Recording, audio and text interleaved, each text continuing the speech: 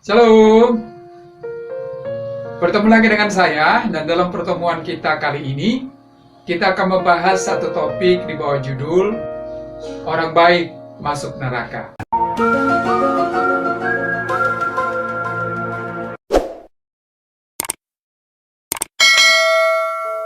Saudara, dalam sebuah stiker tertulis sebuah ungkapan yang berkata, orang jahat masuk neraka dan orang baik masuk surga.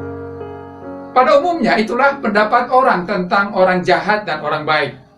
Tetapi pernahkah Anda berpikir bahwa pada akhirnya ada orang baik masuk neraka? Apa yang membuat orang jahat masuk neraka dan apa yang membuat orang baik masuk surga? Dan sebaliknya, apa yang membuat orang jahat masuk surga dan orang baik masuk neraka? Saudara, dalam Kisah Para Rasul pasal 10 ayat 1-47, kita melihat bahwa Kornelius pada akhirnya masuk surga. Apa yang membuat orang baik yang bernama Kornelius ini masuk surga? Yang pertama adalah orang baik yang beribadah kepada Allah. Dalam Kisah Rasul pasal 10 ayat 2 berkata, ia saleh, ia serta seisi rumahnya takut akan Allah, dan ia memberi banyak sedekah kepada umat Yahudi, dan senantiasa berdoa kepada Allah. Saudara, Kornelius tidak saja terkenal sebagai orang yang baik, tetapi dia juga adalah orang yang menyadari hidupnya di hadapan Allah. Dia adalah orang yang menuntun seisi rumah tangganya untuk takut akan Allah dan senantiasa bergantung kepada Allah lewat hidup yang senantiasa berdoa. Bukan hanya itu, Kornelius juga menyadari bahwa apa yang dimiliki bukan hanya untuk dinikmati sendiri. Itulah sebabnya ia menjadikan dirinya menjadi saluran berkat bagi orang lain. Saudara, tidak cukup menjadi orang baik, tetapi juga orang yang takut akan Allah dan menjadikan kekayaannya memiliki dampak kepada orang lain, dan yang hidup di dalam doa karena kesadaran penuh bahwa hidupnya hanya akan berarti kalau dia bergantung kepada Allah. Namun apakah ini sudah cukup sehingga membuat Kornelius yang baik masuk ke surga? Ternyata tidak, saudara. Ada hal yang lain yang dia lakukan sehingga dia masuk ke surga. Apakah itu? Orang baik yang taat pada perintah Allah.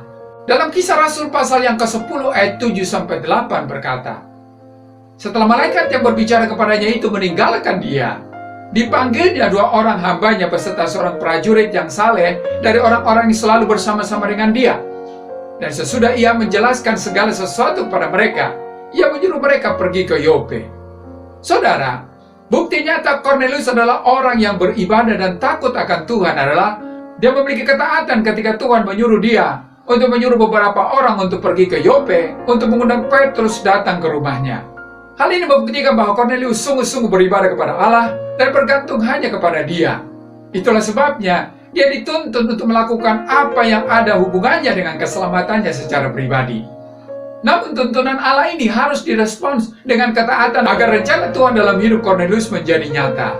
Saudara, hidup yang baik yang dikaitkan dengan ibadah yang benar akan dituntun kepada rencana Allah untuk keselamatannya.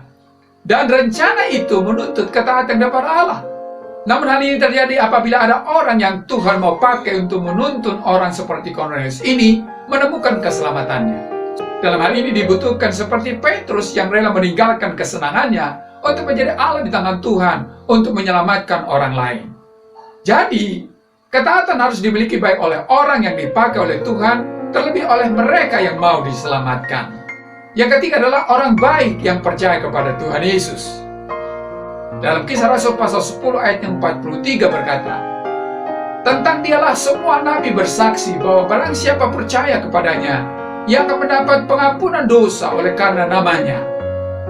Saudara, selain Kornelius memiliki hidup yang takut akan Allah dan mentaati perintah Tuhan, namun dia dan keluarganya terbuka dengan pemberitaan Petrus dan percaya kepada Tuhan Yesus sebagai jalan pengampunan dosa-dosa mereka. Hal ini terlihat ketika Roh Kudus dicurahkan ke atas mereka, dan pada akhirnya mereka dibaptis dalam nama Yesus. Ketaatan yang benar bermuara kepada Yesus Kristus, karena hanya di dalam Yesus Kristus ketaatan menjadi berarti, di mana semua orang yang percaya kepadanya tidak binasa melainkan beroleh hidup yang kekal.